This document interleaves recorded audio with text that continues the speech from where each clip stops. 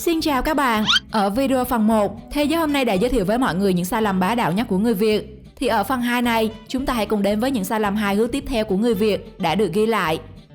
Chắc chắn những tình huống thú vị hôm nay sẽ mang lại không ít tiếng cười cho mọi người trong những ngày Tết đến xuân về. Để biết những sai lầm này là gì, ngay bây giờ chúng ta hãy bắt đầu xem video thôi nào.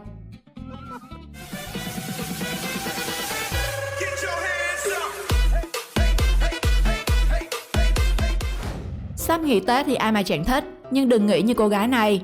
Đang mơ tưởng chuẩn bị nghỉ Tết, lãnh lương, thưởng Tết để rồi bị ngã bằng ngựa khiến các đồng nghiệp không nhịn được cười. Không khéo chưa được nghỉ Tết lại thành yên nghỉ luôn mất.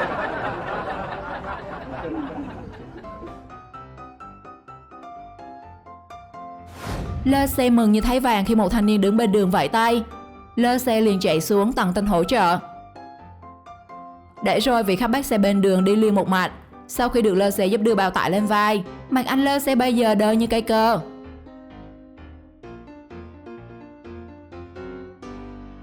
Một pha lái xe đến bậc thầy lái lụa, chúa tể bóc đầu, chủ tịch hội Ninja League. Các bạn hãy comment cho mình một lời bình dưới phần mô tả nhé.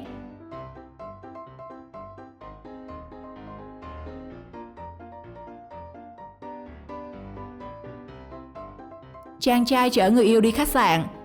Tuy nhiên cô gái vô tình gặp người quen, thế là cô gái quay đầu đi bộ. Bạn nào từng chở người yêu mà hay đau bụng thì rút kinh nghiệm nhé. Một màn chữa tàn tật khó tin, cho đến thầy Võ Hoàng Yên cũng nhận là sư phụ. Thấy người ăn xin bò lết trên đường, một thanh niên đi xe máy tốt bụng đã kéo người ăn xin tàn tật vô lề. Nhưng người đàn ông sau đó đứng dậy được trước sự ngỡ ngàng của mọi người. Phải chăng chàng thanh niên này có công năng đặc dị chữa được bệnh tàn tật? Cô gái đang đứng xem điện thoại trên lề đường, bỗng thanh niên dừng xe chạy lại và trang bị trượt làm cô gái hú hồn. Chàng trai cũng tỏ thái độ hăm dọa cô gái. Không hiểu chuyện gì mà anh ta trông như cứ muốn ăn tươi nuốt sống cô gái.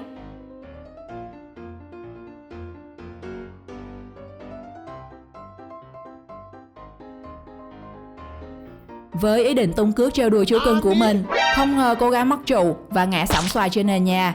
Bởi thế mới thấy luật hoa quả không chừa một ai.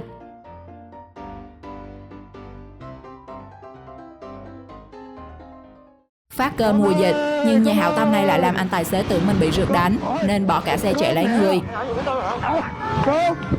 Cơm, trời ơi, cơm chứ không phải gì hết. Em tưởng ai? Trời ơi, tôi có cơm ông hàng ngày không nhớ mặt tôi không nội. Tưởng thầy mùa dịch đó, em tưởng ai rồi quýnh. Trong cuộc tỷ thí võ công để chọn ngôi võ lâm minh chủ của gia đình, người vợ đã sai lầm khi đánh giá thấp công phu của chồng. Kết quả là chồng võ công quá cao, đánh cho te tua.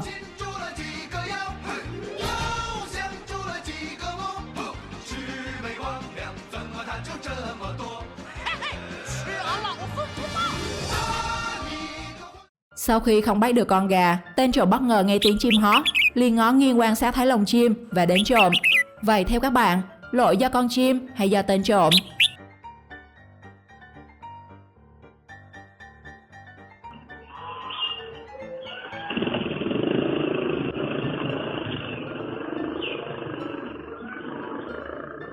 Người ta nói con gái là người tình kiếp trước của bố quả không sai.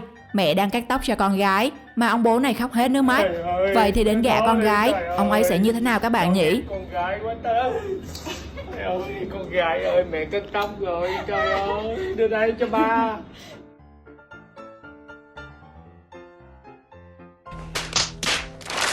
Thà đẻ con gái cho nó thùy mị nết na, như cô bé này thôi chẳng hạn.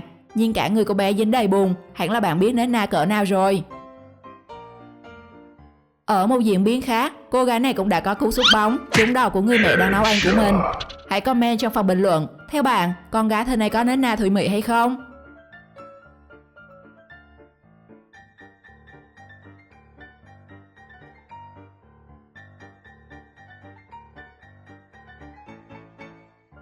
Sau khi lái bánh chợ ra, chưa kịp ngồi lên xe thì người bạn đã rồ máy rồi đi thẳng. Như chưa từng có người đi chung, đúng là đồ bạn thân, mà thân ai thì nấy lo. Không biết chàng trai này đang phân vân điều gì mà ngồi thẫn thờ khi làm thủ tục kết hôn. Phải chăng anh chàng này đang nghĩ đến câu bút xa gà chết, nên chỉ với một chữ ký vào đơn kết hôn mà làm toát mồ hôi. Sao anh cứ nhìn ra ngoài đây thế?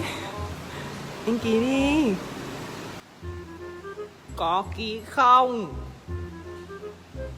Tôi đếm đến 3. 1 2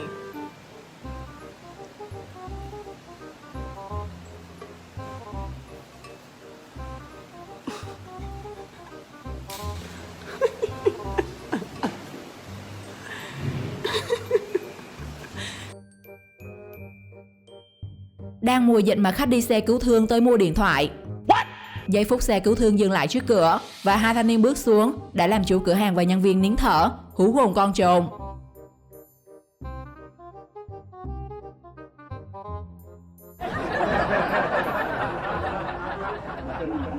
Bình thường gặp nóc nhà cũng sợ chết khiếp rồi. Đằng này nó còn nhát ma thì bảo sao không hết hồn chim én.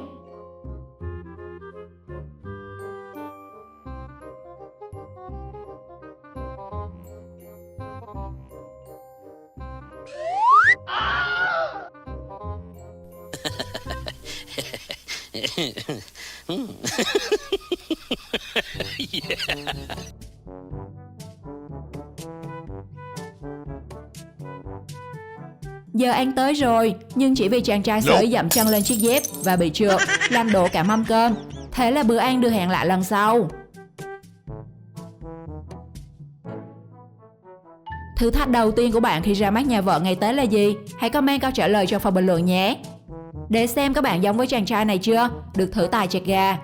Mặc dù đã được ba mẹ phổ cập kiến thức, thậm chí còn xem cả clip YouTube, vậy mà gà chưa chặt được đã vỡ đĩa. Thế này thì có được vợ hay không các bạn? Thương đau đầy ái nhân gian.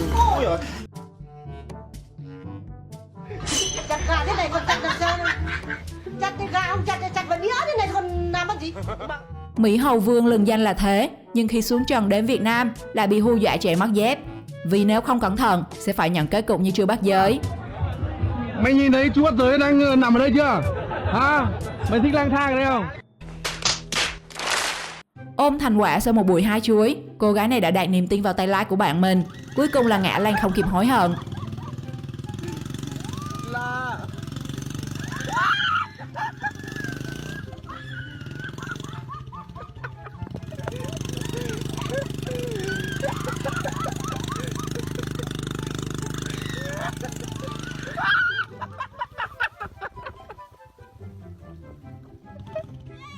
Người thành công thường có lối đi riêng, chính vì thế mà hai ninja này đã có màn đi xe máy ấn tượng trong sân nhà.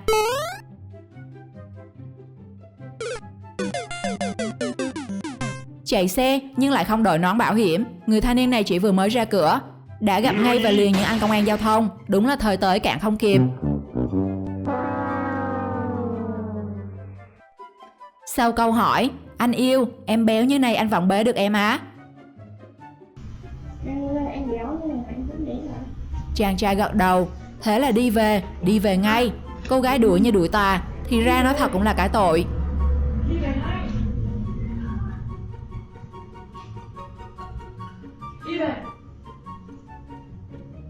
Có lẽ đây là tên trộm có tâm nhắc hệ mặt trời. Sau khi lấy trộm chiếc điện thoại từ trên xe, chưa kịp tẩu thoát thì bị thanh niên đuổi theo đòi lại. Tưởng khó, ai ngờ nói phát lại đưa luôn trong vòng một nốt nhạc.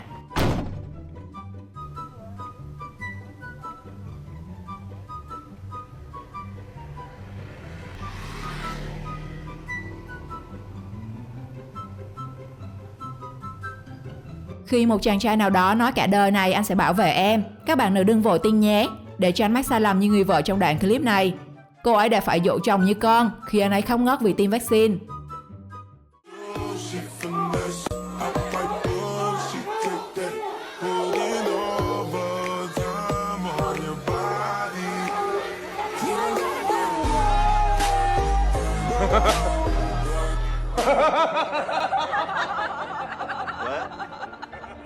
Thanh niên trẻ trâu còn với chiếc xe máy đã làm cả nhà có một phen hú hồn khi tông sập bộ bàn ghế.